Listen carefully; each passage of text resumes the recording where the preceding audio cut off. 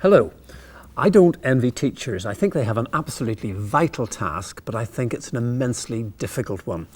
And I'm fascinated to know whether that task is made easier or harder if the teacher comes from a particular faith tradition. Joining me to explore this are Flora Richards, who's Jewish, David Carter, who's Christian, and Aliyah Azam, who's a Muslim. Flora, have you had any problems with relationships with teachers who don't share in any way a faith perspective? I have found staff sometimes to be genuinely inquisitive. So you don't even look at your phone on a Friday night, Saturday? No, I don't. I have the Sabbath. I acknowledge that there's something greater than me, and I acknowledge rest, and I celebrate rest on the Sabbath. So it's more a sense of building up a relationship and building trust to share with someone how your life is as a religious Jew in this sense, in my case. David, is there a sense in which you feel free to talk about your faith within your teaching responsibilities?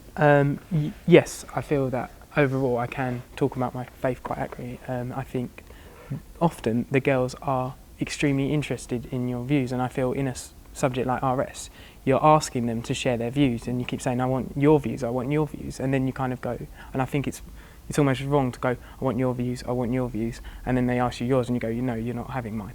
And if they're kind of, well, why should we share ours if you're not going to share yours? I think you should use yourself as a resource, but I think you have to be careful when you use it, and your timing has to be right. Flora? I wholeheartedly agree, actually. You have to, David's talked very succinctly about, boundaries, and actually as a Jewish woman, I feel in particular when I cover certain topics, when I talk about Judaism with year 7, for example, it makes sense when, in 3 weeks' time when Rosh Hashanah comes up, it makes sense for me to say, and by the way, I won't be in on Thursday and Friday because this year it's Rosh Hashanah and I'll be at synagogue, and then invite questions in that context. But actually, if it comes up as, oh, are you Jewish, miss? For example, why do all the men that I see in Tottenham have peyot, as they're called, side locks? You have to deal with that in a very sensitive way, and not necessarily allow them to see your faith as a way to get sidetracked off the lesson. Aliyah? I feel that the relationships that we have with the pupils is very important, and it's that openness that's quite special, being in a faith school and speaking about your faith in general.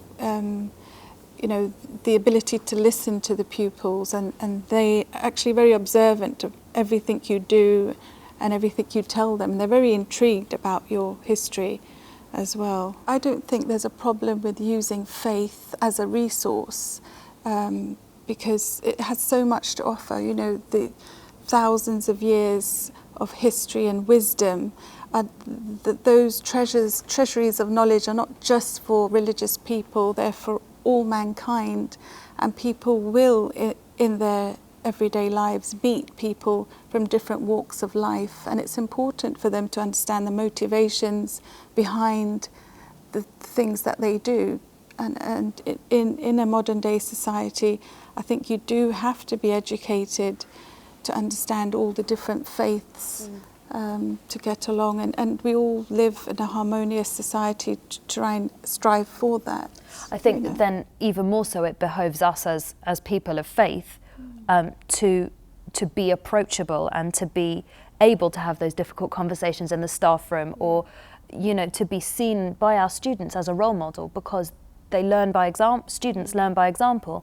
If they want to have a faith of their own, if they're exploring faith or they're exploring another worldview that they want to experience, they need to see us as examples. Is it possible to do that in a completely non-judgmental way, because you come from a specific tradition and you have a belief in an absolute truth? I'd say it is possible, but you find it hard. It's something you lean to, your natural kind of sense of who you are, and I'm sure both people here would agree that your religion and your faith is so tied up for you. And I think the definition of me is I'm not David and a Christian. I'm a Christian, and it's everything about me and everything of who I am. And so there's not a distinguishable part. And so when I talk about myself, I'm talking about the person who believes in God. It's so important to enable students to begin the conversations about those life questions. So what happens after I die? Is there a God? Does it matter if God exists?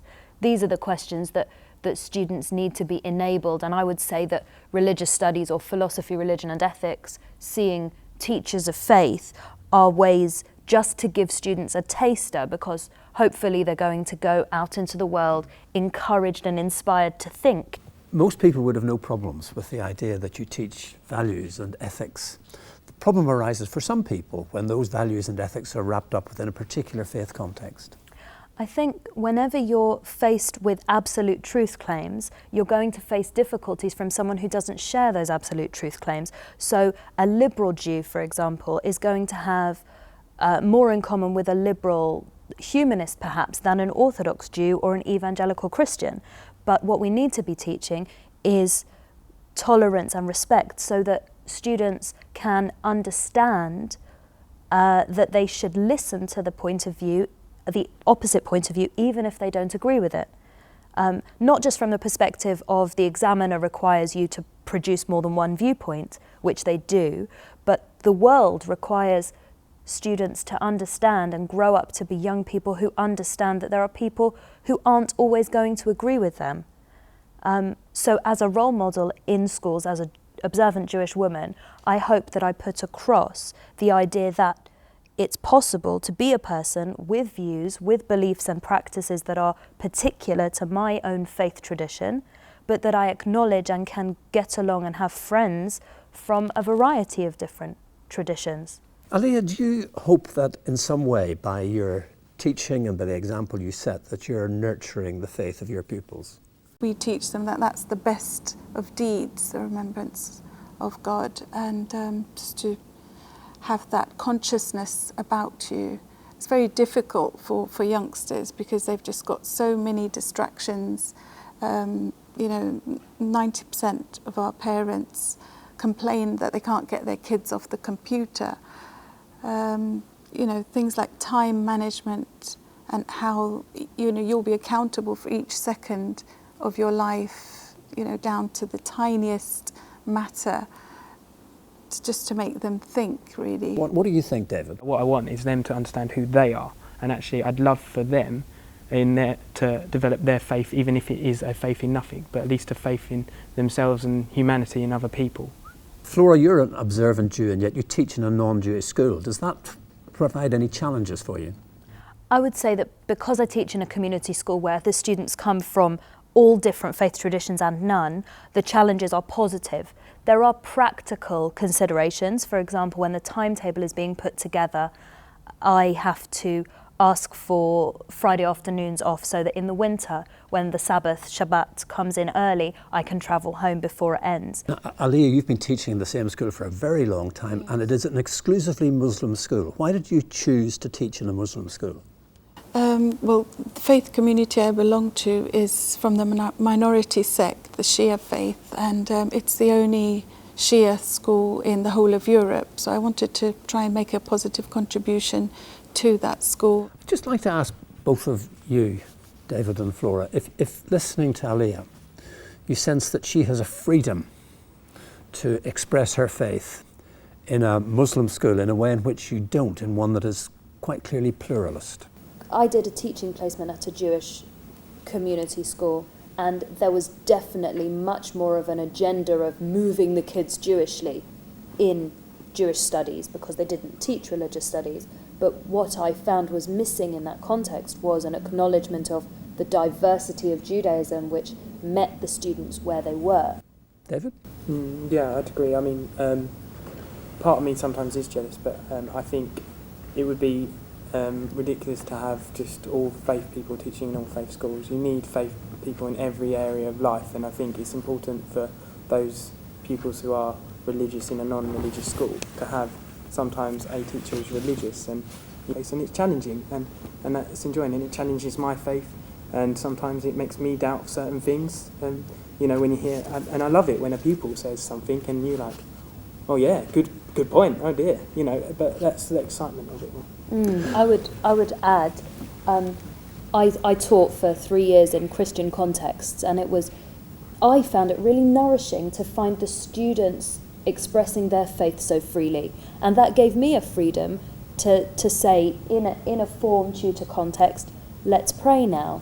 And sometimes I might lead prayer, or sometimes students might lead prayer, but actually to give students a place for reflection in a we are praying to God context, in a worship context, is a really beautiful thing to see. I'd like to ask you all, at the end of a school day, as a person of faith, when you walk out the school gates, what do you hope to have achieved? Alia?